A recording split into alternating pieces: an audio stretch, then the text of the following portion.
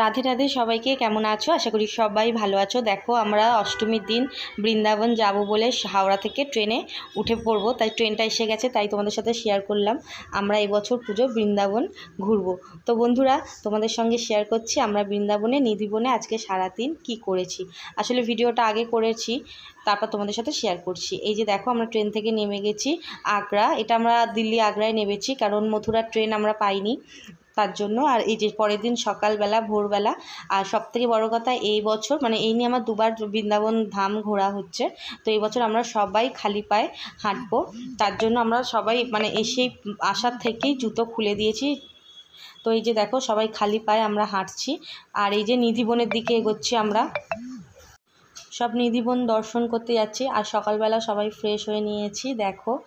আর এই যে বৃন্দাবন ধাম দর্শন সত্যি ভাগ্যের ব্যাপার, ভাগ্যে না থাকলে বৃন্দাবন ধাম দর্শন করা যায় না, রাধারানী না ডাকলে কোনোদিনও সম্ভব হয় না।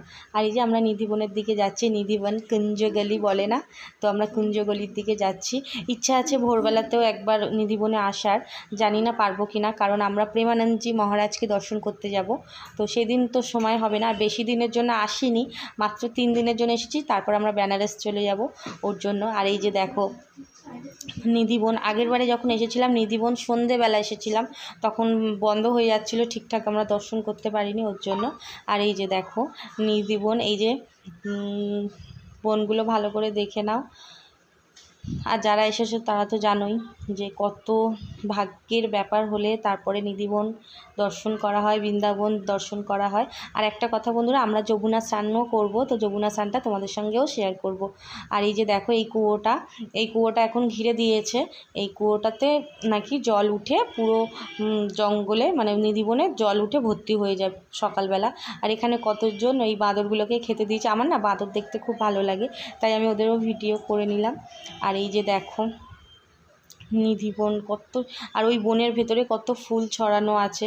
মনে একটা আশা থাকে যে হয়তো রাস করে গেছে আমাদের রাধা মাধব, তার জন্য। আর এখানে দেখো এই ভাইটার নাম মদন মোহন। তো এই যে ও সবাইকে এরকম রাধে রাধে টিকা পরিয়ে দিচ্ছে, তোমাদের দাদা ভাইকেও পরিয়ে দিয়েছে।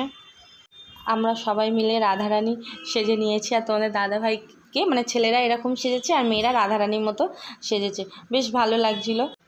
আর আমাকে কেমন লাগছে বলবে। প্রথমে আমি এরকম রাধে রাধে দিয়ে সেজেছিলাম, তারপর ওই ছোট্ট ভাইটা বলে যে রাধারানীর মতো এরকম ফোঁটা ফোঁটা দিয়ে সাজবে, তো সেটাও সেজেছি। আর চলে এসেছি টিফিন করতে।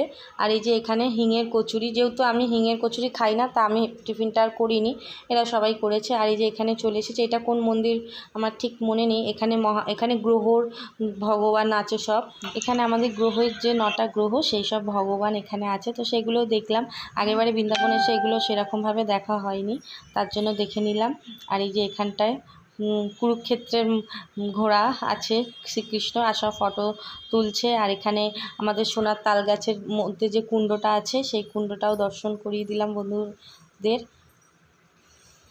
তারপরে এই যে আমাদের সোনার তাল গাছ মন্দির, এখানেও আমরা একটু দর্শন করলাম ভগবানের। আর সবথেকে বড় কথা, এখানে আমাদের গোপু সোনার সঙ্গেও দেখা হয়ে গেছে, সেসব ফটো তোমাদের সঙ্গে পরে একদিন শেয়ার করব।